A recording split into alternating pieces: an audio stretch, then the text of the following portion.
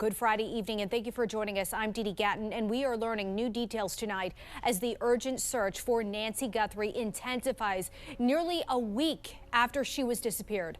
Police are investigating a new message as the FBI returned to her home. Ryan Smith at the live desk with the latest from the ground. Ryan? Yeah, tonight, Dee Dee, we are tracking, in fact, several new developments tonight out of Arizona in that urgent search here to find Nancy Guthrie. The FBI and Pima County Sheriff's Department are aware of that new message they confirmed tonight that was sent to a Tucson television station. That Sheriff's Department writing here in part, quote, investigators are actively inspecting the information provided in the message for its authenticity.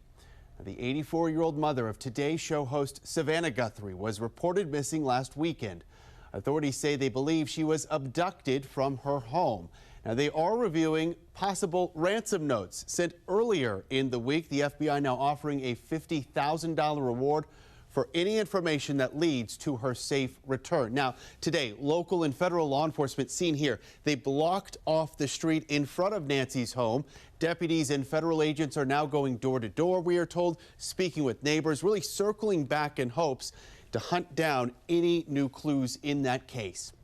Also new in the search tonight, take a look at this. Digital billboards with an FBI phone number are now going up in 3 different states. The billboards will be active in a handful of cities across Texas, New Mexico, and California, all in the urgent search for Nancy. Diving deeper, Ed Smart knows the pain of the Guthrie family all too well. After his daughter Elizabeth's safe return, he's worked for the last 25 years to be a support to families dealing with cases of abduction. My heart just goes out to them, and knowing what the nightmare is like. You know, there was certainly a point during the course of Elizabeth's ordeal that the frustration, the level of, when are we going to get an answer, that you just thought, dear God, please just let me know. Let this be over with.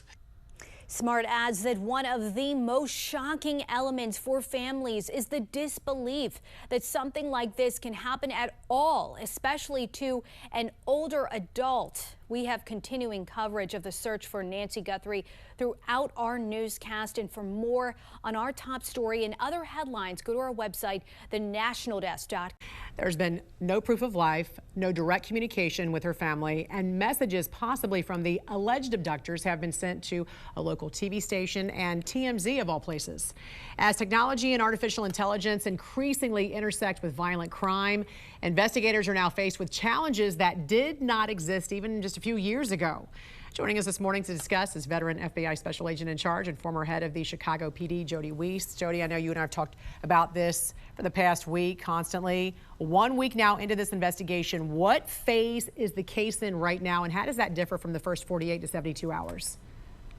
Yeah, Jan, we're kind of in a more of an analytical phase right now. As you know, time is the greatest enemy in a case like this with either a child of tender years or an elderly person. Initially, leads are coming in left and right. It's chaotic. Organization is really the key, and that's one thing the Bureau can bring to a situation like this. But now that we enter this time frame, things are going to slow down a little bit. There's going to be analysis. There's going to be review of the information that's being brought in. Did we miss something?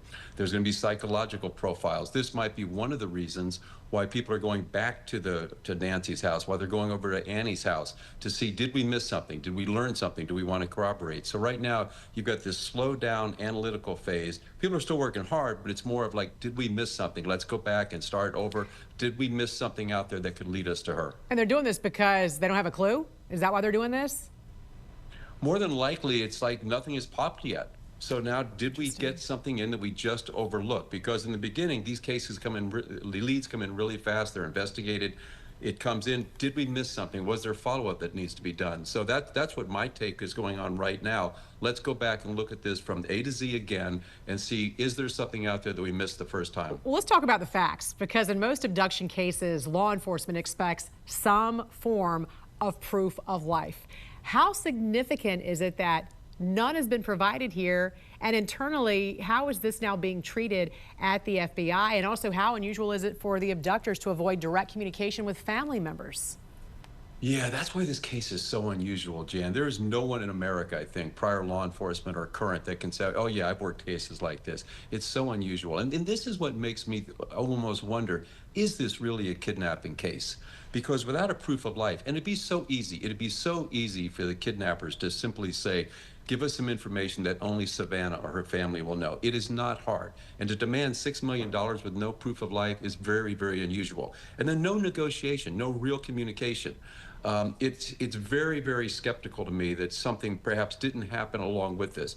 My fear is that it was a burglary, which happens on a frequent basis, and something happened in there, something bad happened to Nancy Guthrie, and perhaps the body was removed, maybe to preserve evidence, and then somebody, some sick individual, takes advantage of the fact that she's missing and tries to come up with a hoax. I hope I'm totally wrong on this, but I heard Chris Swecker talk about this the other day, and some of my friends, we've been talking about this. So much of this is just so unusual, it doesn't make sense to me.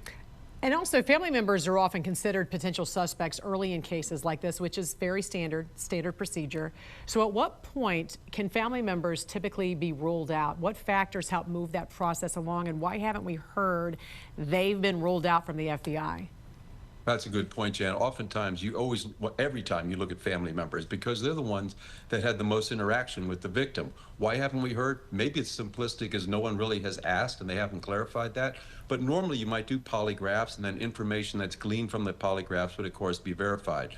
But yeah, you always look at family members first. It's just kind of protocol to do that. So again, that's something I'm sure people are looking at right now to make sure all the family members can be ruled out and then move on outside of the family.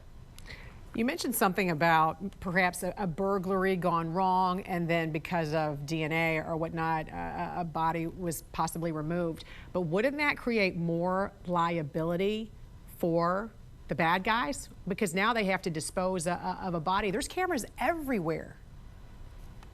You're right. But the one thing about Arizona, there is massive amounts of desert all around Tucson, everywhere up where I'm at in Scottsdale. And I'm thinking if that happened, and let's pray it did not, but if it did, I think it was startled. It wasn't really planned out. It wasn't expected.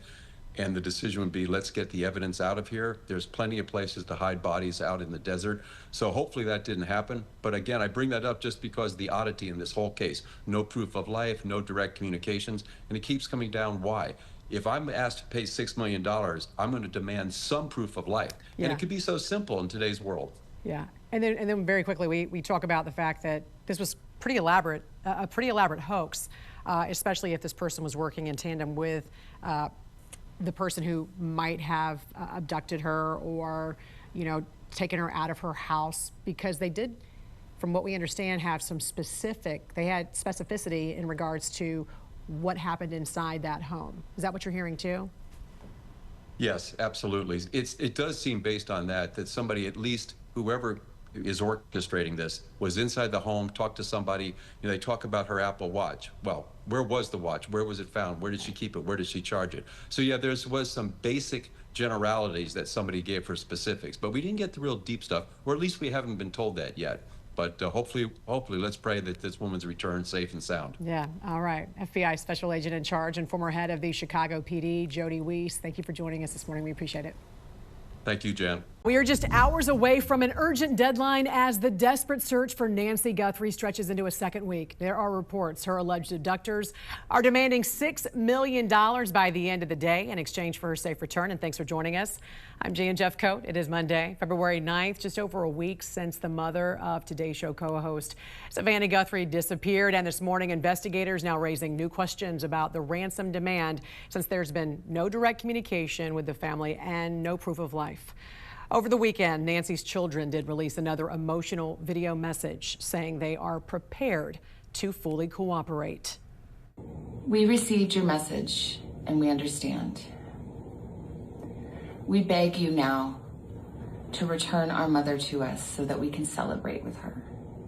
This is the only way we will have peace. This is very valuable to us, and we will pay.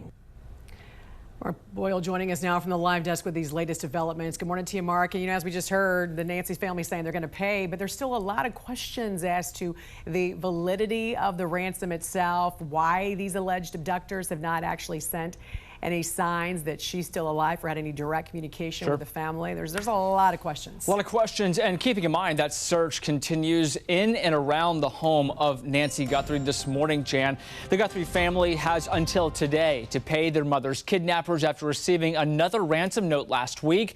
The family said it would pay that $6 million to get her back, but with the supposed kidnapper not giving a place or location to even send that money, it's really a big question here as if this is even legit at all. The Pima County Sheriff's Office posting a message on social media. The latest message saying the Nancy Guthrie investigation is ongoing. Follow-up continues in multiple locations. No suspects, person of interest here in this case as of right now. The most recent ransom note says Nancy will be killed if the family doesn't send that money by 5 p.m. tonight.